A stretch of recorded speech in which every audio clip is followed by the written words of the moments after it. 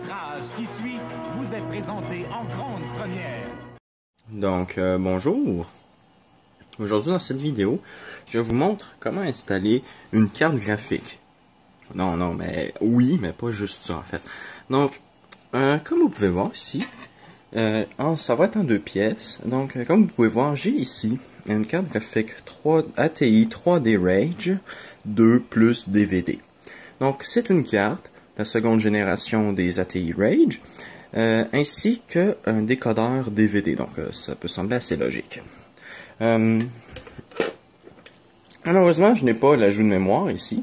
Je crois que j'ai vu une autre carte comme ça, mais bon, j'empiète un peu sur la vidéo des trouvailles du Canidé, mais il y en avait une autre comme ça, je crois, avec le rajout de mémoire, mais je l'ai pas retrouvé, je crois. En fait, je suis même pas sûr si je l'ai vraiment vu, mais bon, voilà.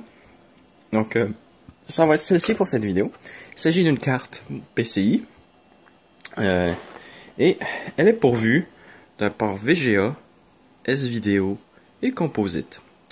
Donc, cette carte-là, comme j'avais déjà fait référence dans une de mes anciennes vidéos, ce connecteur-là ici, je ne sais pas à quoi il sert. Mais, vous n'aurez pas à vous poser des questions avec votre cerveau, parce que je vais y répondre tout de suite. Ce connecteur-là sert à connecter des périphériques, des cartes avec des fonctions autres que ce que cette carte peut faire.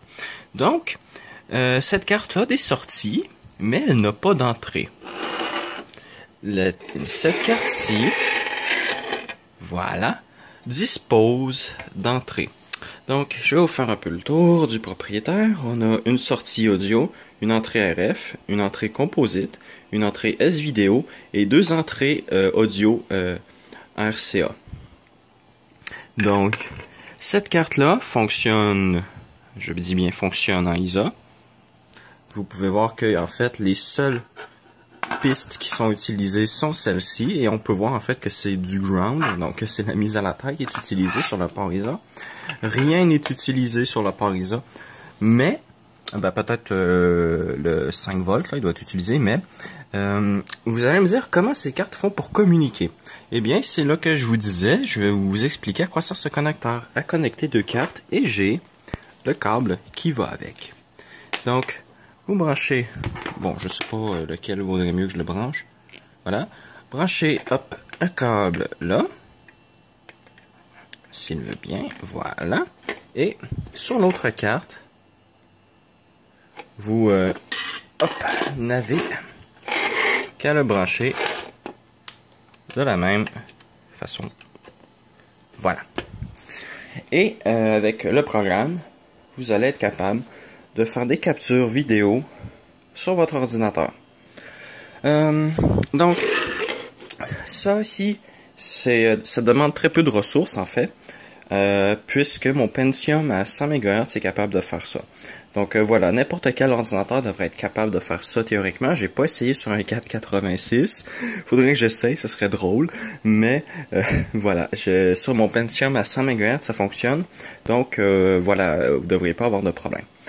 Donc, je vais débrancher ça ici, voilà, parce que il faut pouvoir le brancher. C'est plus facile de le brancher dans l'ordinateur quand le fil n'est pas là. Bien. Allez. Voilà. Donc, pour pouvoir utiliser ce magnifique objet d'une autre époque, il vous faut bien entendu un autre ordinateur. Et j'ai ici cet autre ordinateur. Donc, pour cet ordinateur, avant d'installer, bon, puisque Windows est déjà installé, ça veut dire que le pilote de la carte graphique qui est dans l'ordinateur est déjà installé. Moi, ce n'est pas une carte graphique ATI, mais avant, j'avais une S3 que j'ai changé pour une Matrox Millennium MGA, donc Power Desktop, je crois.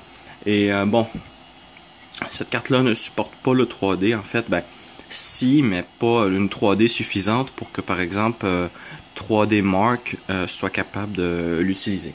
Donc, il n'y a pas de texture sur cette carte-là, et puis 3D Mark ne va pas démarrer s'il n'y a pas une carte qui n'a pas de texture. Donc, voilà. Donc, je peux pas l'utiliser pour la 3D, bien que la sortie vidéo sur cette carte soit magnifique. Je ne peux pas l'utiliser sous vraiment cet ordinateur-là, puisque bon, je ne pourrais pas vraiment jouer à des jeux 3D. Bien entendu, ce Pentium-là ne sert pas à la base à jouer à des jeux 3D, mais c'est parce qu'il y a certains jeux 3D qui datent justement des premiers Pentium. Et donc, si jamais j'en ai un, j'en trouve un, ben, je ne pourrais pas vraiment y jouer. Donc, je vais décider de changer la carte. Et pour ce faire, comme je vous dis, il faut désinstaller certains trucs. Donc, cette carte-là vient avec un utilitaire, comme vous pouvez voir ici. Donc, il faut que je le désinstalle. On va aller dans le panneau de configuration. Ajout suppression de programme, voilà. On va descendre. Matrox PowerDesk, ah c'est ça ici. C'est une Matrox Millennium PowerDesk, MGA.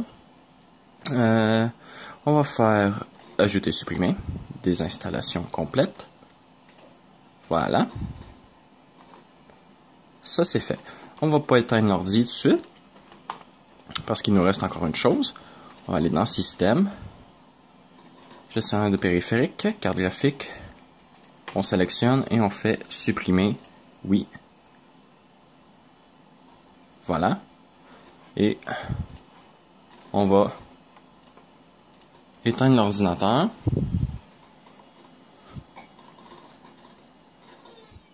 Voilà. Je vais mettre l'ordinateur de côté. Bon, vous débranchez ensuite l'écran qu'il y a de brancher dessus. Voilà. Vous dévissez la carte graphique. Oups, bon, j'irai la chercher plus tard. Et, bien entendu, il faut la retirer. Cette carte-là chauffe vraiment pas. Hein. C'est dommage qu'elle ne fasse pas la 3D. Mais bon. Et, hop, on va chercher la première carte, qui est la carte vidéo. Voilà. Hop. Et on va chercher la vis. Ah, elle est là. Donc, je vais revisser ça. J'ai pas besoin de vous montrer comment visser ça. Et je reprends. Ensuite, on retire le petit équerre. Voilà. Moi, c'est des équerres sans vis. Et on va chercher la carte ISA.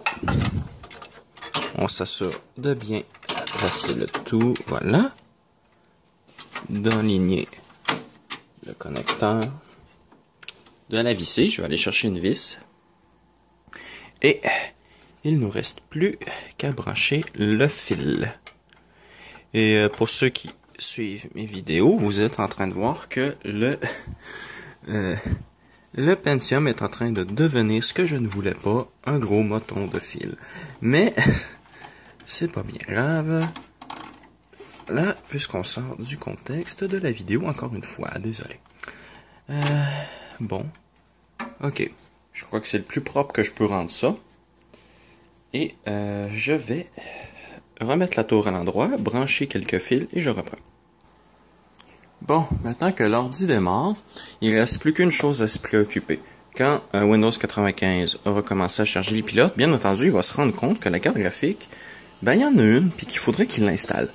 Donc, pour ça, il faut des pilotes. Et, heureusement, quelqu'un m'a donné, il y a quelque temps de cela, un CD avec tous les pilotes pour les ATI Rage. Et c'est un CD officiel, bien entendu. Donc, ce CD-là contient non seulement les pilotes pour les cartes graphiques, mais aussi les cartes d'extension comme la carte d'acquisition vidéo que vous avez là. Il s'agit de la révision... attendez 2 secondes... 530 de 1998. Et donc voilà, ce truc inclut les EXE, les programmes et les pilotes. Donc, pour ça, ça va être très simple d'installer tout ça, mais vous n'avez pas les pilotes, donc je vais mettre à disposition une ISO de ce CD et vous pourrez télécharger ça pour pouvoir installer vos cartes. Parce que par exemple, si vous avez une 3D Rage, 3D Rage 2, 3D Rage 2 plus DVD, 3D Rage Pro, les 3D Rage 128, je crois qu'ils sont pas supportés. Mais pratiquement toutes les 3D Rage, vous aurez des pilotes à l'intérieur pour Windows 95, 98, NT et peut-être 3.11, mais ça je suis pas sûr. Donc, on met le CD là-dedans. On démarre la session. Windows va se rendre compte qu'il faut qu'il installe la vidéo. On fait annuler. Voilà. Donc, j'ai déjà fait l'installation, hein, donc je sais ce que ça va donner. Mais voilà, je sais qu'il va y avoir un bug à un certain moment. Donc, vous, ça se peut peut-être qu'il n'y ait rien qui se produise, que ça aille bien ou que ce soit pire. Donc, tout dépendra de vos cartes et configurations. Donc, on installe le CD. Voilà. On fait l'installation des pilotes.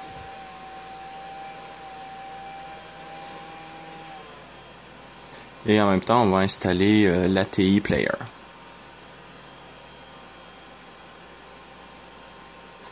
Donc, voilà. Suivant. J'accepte tout. Installation personnalisée parce qu'on est des pros. Donc, vidéo étendue, oui.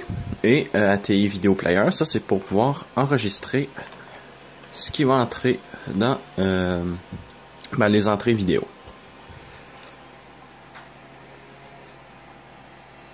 Voilà.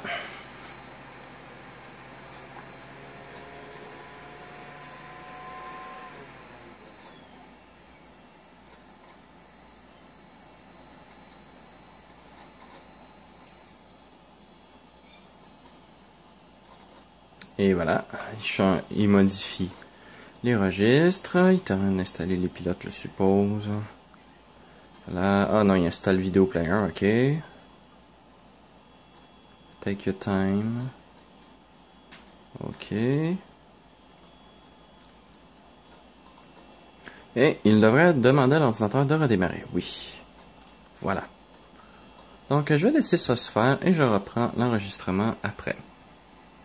Donc voilà, ça c'est la petite erreur que j'ai avec cette installation, c'est que ça me dit que le truc est plus vieux puis que Windows peut pas le réparer, donc je dois redémarrer l'ordi. Donc je vais redémarrer l'ordi après que la session soit ouverte. Voilà. Là, il n'a pas vu le VGA encore, je crois. Il a fallu que je le réinstalle une deuxième fois, je crois, après. Je suis pas sûr si ça va régler le problème, mais peut-être qu'il faudra juste que je redémarre l'ordi aussi. Là, donc, hop. Là, arrêtez. J'ai pas été assez vite, il va falloir que je recommence. Hein? Voilà, arrêtez. Redémarrer. Et je reviens.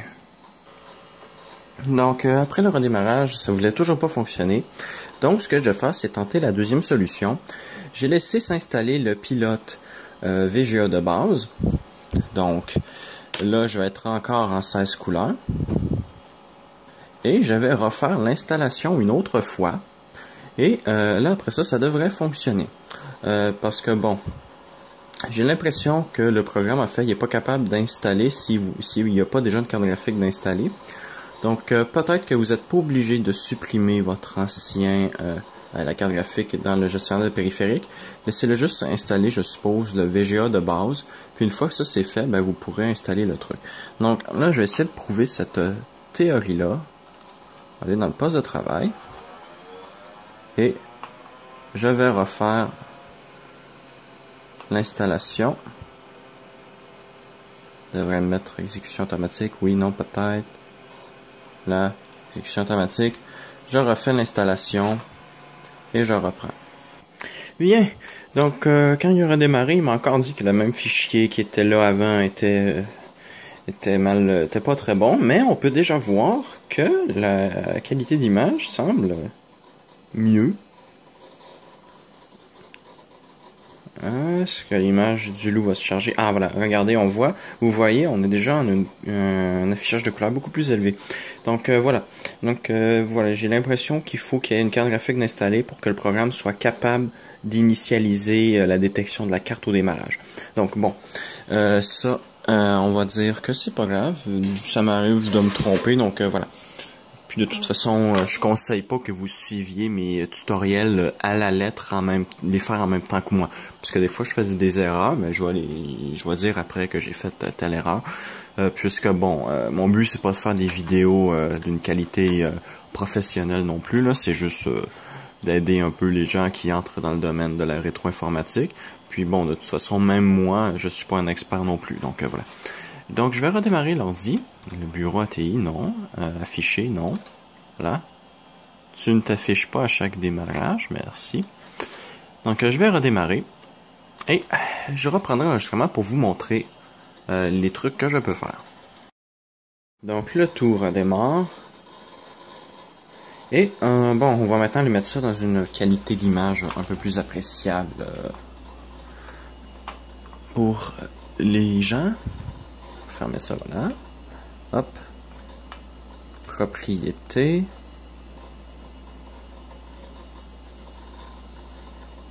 Voilà. Ensuite, configuration. J'aimerais bien avoir une résolution plus élevée que... Wow. Attends, je peux aller jusqu'à combien? De quoi tu peux pas aller plus haut que ça? Non.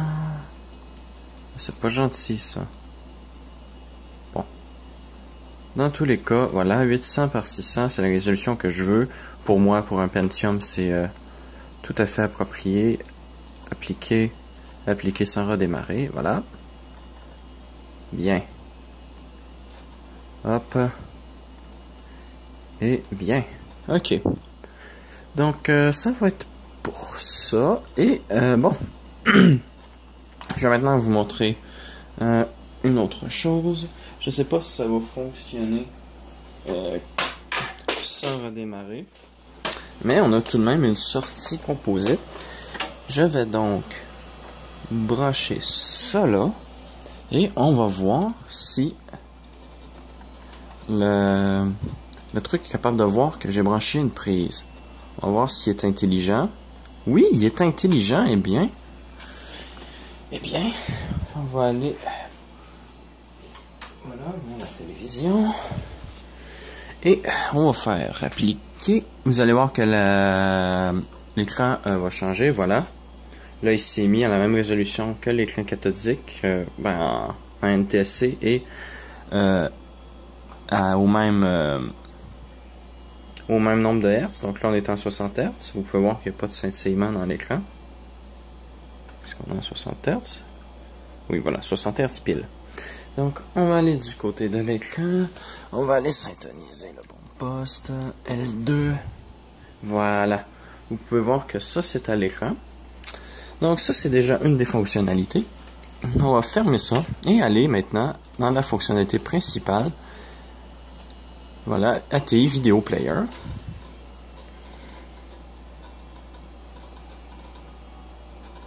Donc ça prend quelques secondes de changer, on est quand même sur un Pentium, voilà. Ensuite, on va aller cliquer sur la caméra. Hop.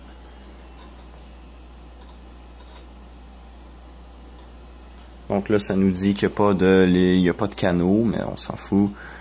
On n'a plus de réception hertzienne, du moins pas en analogique.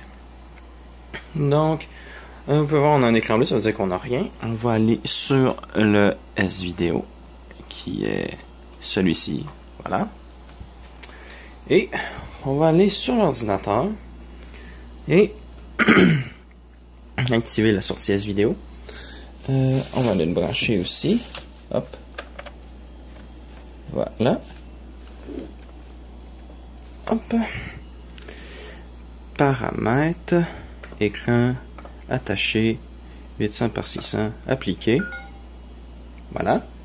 Et si on va là, on peut voir qu'on a quelque chose qui existe. Bon, là, si vous regardez, vous pouvez voir que c'est mais d'un flou. J'ai dit non.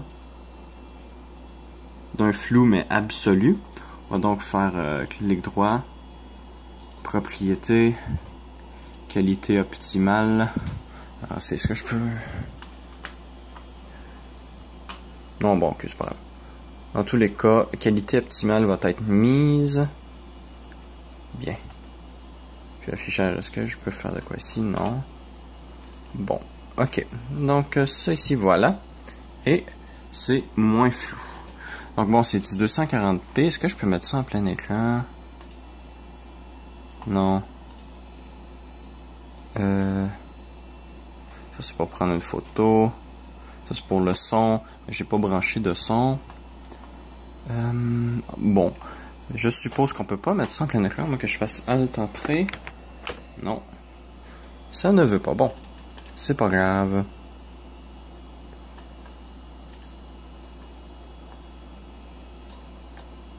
Ah, par contre, je peux le grossir. Au moins ça.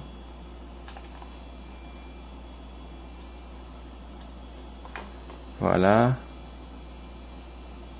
Bon.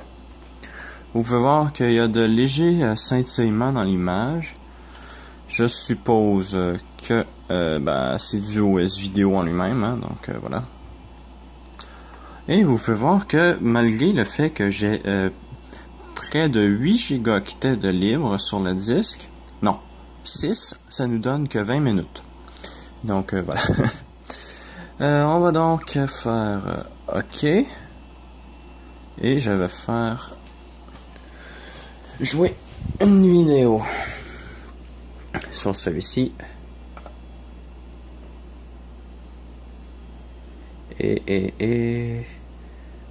Où est-ce, voilà. Hop.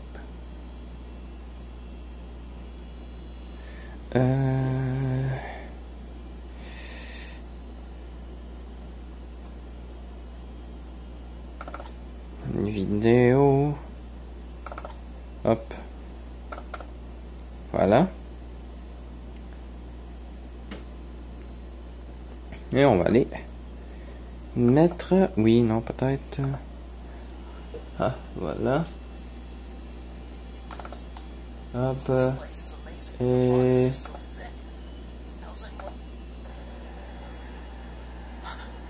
Non. Yeah. Donc, vous pouvez voir qu'on a... ça. Donc, maintenant, je vais procéder... Est-ce que tout le monde a envie de voir? Est-ce qu'on peut jouer un jeu vidéo sans le temps de latence? Donc, je vais aller brancher ma Nintendo 64, ce qui sera très correct pour l'époque. Et je reprends. Bien. Donc, j'ai pas mis la Nintendo 64 parce que c'était trop compliqué. Mais j'ai décidé de mettre un jeu qui demandait un peu plus de réflexe. Voilà, donc je vais jouer au jeu avec une main, oui.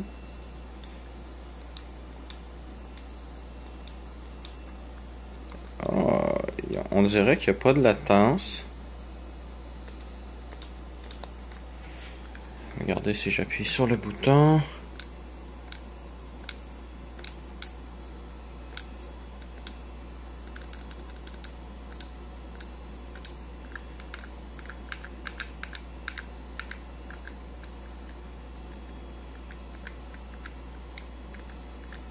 Donc il n'y a vraiment pas de temps de latence en fait. On peut jouer sa console sur son ordinateur sans aucun temps de latence. C'est pas comme les boîtiers d'acquisition modernes puis tous ces trucs-là où il y a un délai puis tu peux pas jouer. Ça, s'il n'y a aucun délai, zéro.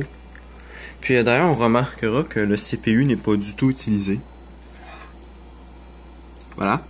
Donc en fait, ce que je crois, c'est que la carte vidéo ATI garde cet espace d'affichage-là vide. Puis la carte d'acquisition, elle s'occupe de calculer, de convertir l'analogue en numérique. Et après ça, il envoie ça dans l'espace réservé à la carte ATI. Donc, je vais enregistrer une partie de Mario Bros. Donc là, je sais pas du tout si le son va fonctionner. Parce que bon, il y a une entrée audio sur le connecteur, sur la carte d'acquisition vidéo. Et je sais pas ce que ça va donner. Donc je vais jouer une partie. Et je vais vous mettre le résultat. Sauf que soyez pas surpris si la qualité d'image est mauvaise. Parce que ça l'enregistre seulement qu'en 240p. Donc voilà.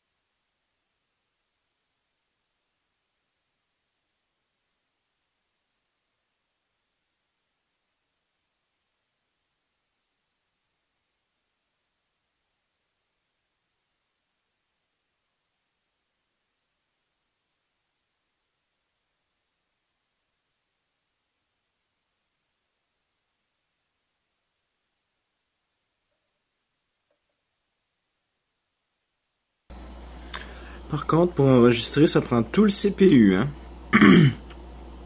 Par contre, il n'y a pas de saut d'image, sauf une, c'est quand j'ai arrêté le truc, là, la dernière image, il l'a compté comme ignoré.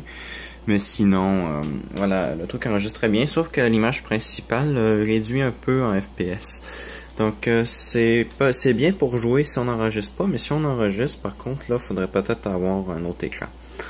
Enregistrer, dupliquer le signal vers un autre écran. Donc, je vais laisser ça se terminer. Je suis en train d'enregistrer ça, en fait, sur le Fujitsu. Puis, je vais regarder, voir si j'ai du son, quoi que je pourrais le faire sur celui-là aussi. Bien, donc je fais jouer le fichier sur le lecteur vidéo ATI. Et on a de légères saccades. Donc, je vais fermer ça. Voilà. Puis, on va aller lire directement le fichier vidéo à partir du Fujitsu. Compact. Ah non, pas compact. Fujitsu. C. Et... Ah. Là... Ah, fichier. Est-ce que Windows Media va être capable de le lire? Oui! Ok, donc, Alt, Entrée. Ah! Eh ben, Windows Media Player semble lire beaucoup mieux que le truc d'ATI. Au moins ça. Yeah! Donc, vous pouvez voir, on a une qualité d'image magnifique. Non, c'est pas très joli, même pour du composite, c'est vraiment pas joli. Donc, bien. En tout cas. Donc là, théoriquement, il faudrait brancher le lecteur CD-ROM dans la connectique ici. Malheureusement, je n'ai pas les câbles. Ben, j'en ai, mais je sais plus ils sont où. Parce que c'est les petits connecteurs ici étranges blancs là qu'il faut utiliser. Et voilà, après ça, il faut que je branche ça dans la carte Sound Blaster. Donc c'est pas le meilleur truc, mais bon. C'est ça qu'il faudrait faire. Mais voilà. Donc, en espérant que vous avez apprécié cette vidéo. Franchement, ça c'est peut-être un peu trop long pour ce que c'est. Mais voilà. Maintenant, vous avez vu comment on installe une carte d'acquisition vidéo. C'est encore une première de ma chaîne. Décidément, c'est pas compliqué de faire des premières sur YouTube. Hein. Donc voilà, déjà qu'il y a très peu de gens en fait qui montrent comment installer ce genre de carte d'acquisition là. C'est un peu... par exemple, je pourrais... bientôt, j'essaierai de m'acheter un WinTV. Voilà, donc ça fonctionne. Je crois qu'il y a une entrée composite S-Vidéo aussi. Et il faudrait que j'essaie de voir si ça donne de meilleurs résultats que celui-ci. Puisque bon, c'est quand même une carte d'acquisition de 1996. Donc il faut pas lui en demander une tonne. Après, peut-être ferai-je une autre vidéo sur le même type. Mais cette fois-ci, j'utiliserai cette carte-là. Qui est pour les Macintosh. Celle-ci a la même puce que sur la carte d'acquisition. Donc, ils ont mis la carte d'acquisition sur celle-ci. Et on a une entrée S-Vidéo et composite. On a même une sortie télé. Ça doit être encore un truc propriétaire, je suppose. Mais bon, dans tous les cas, j'essaierai de faire une vidéo là-dessus. Mais bon, pour le moment, vous avez vu comment installer une carte d'acquisition vidéo sur un Pentium. Bon, malheureusement, c'est peut-être pas le genre de machine que j'aurais aimé l'installer, mais bon, si je veux l'utiliser, il faudrait que je voudrais l'installer sur un Pentium 2, mais le problème, c'est que c'est le Sierra, c'est un boîtier fermé, puis la carte ne rentre pas. Il faudrait que j'enlève le disque dur, mais bon, il faut quand même un disque dur. Donc voilà, ce serait un peu trop compliqué à faire. Donc, je l'ai mis dans le Pentium pour le test. Peut-être le mettrai-je cet assemblage-là dans le AMD K6, parce que le AMD K6 a quand même une carte graphique ATI Rage 2, C même, je crois. Donc, voilà, il y a le même connecteur que celui-ci. Donc, rien m'empêchera de mettre la carte d'acquisition vidéo sur le K6. Mais bon, le K6 est rangé dans le garde-robe, il y a plein de choses, donc Ce sera pour un autre jour. Mais voilà, en espérant que vous avez apprécié cette vidéo, et à la prochaine.